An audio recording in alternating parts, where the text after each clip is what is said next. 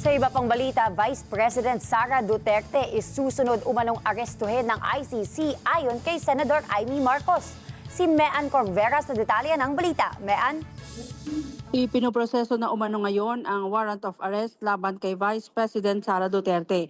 Ang Vice Presidente ay iniugnay rin sa kasong crime against humanity na isinampa laban sa dating Pangulo dahil sa war on drugs sa ilalim ng kanyang administrasyon. Ayon kay Senador Amy Marcos, nakatanggap siya ng report na sa halip na mga dating police officials, kabilang na si dating PNP Chief at Senador Ronald Bato de la Rosa, ang Vice Presidente na umano ang uunahin at susunod na target ng arrest order.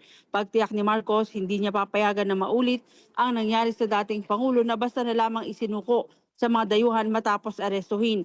Nanindigan ng senador na politically motivated ang pagpapaaresto sa dating Pangulo at walang jurisdiksyon ng International Criminal Court laban sa sinumang inaakusahan sa Pilipinas.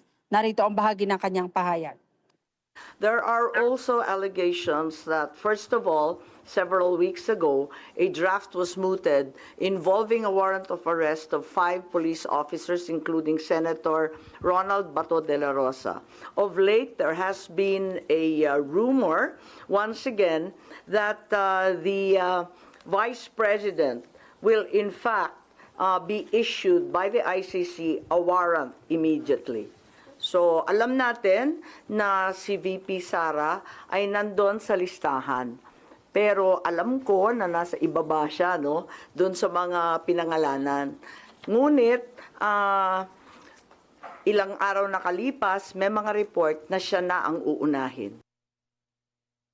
Ang pirma ni Vice President Sara Duterte na kasama ang kanyang pangalan sa mga posibleng ipaaresto ng ICC. Nakumpirma niya raw ito nang dalawin niya ang kanyang ama sa dahig. Nang una raw siyang bumisita, pinapayagan pa raw siya, pero nagkaroon ng restrictions sa kanya at lahat ng kanilang pag-uusap inire-record na ng ICC.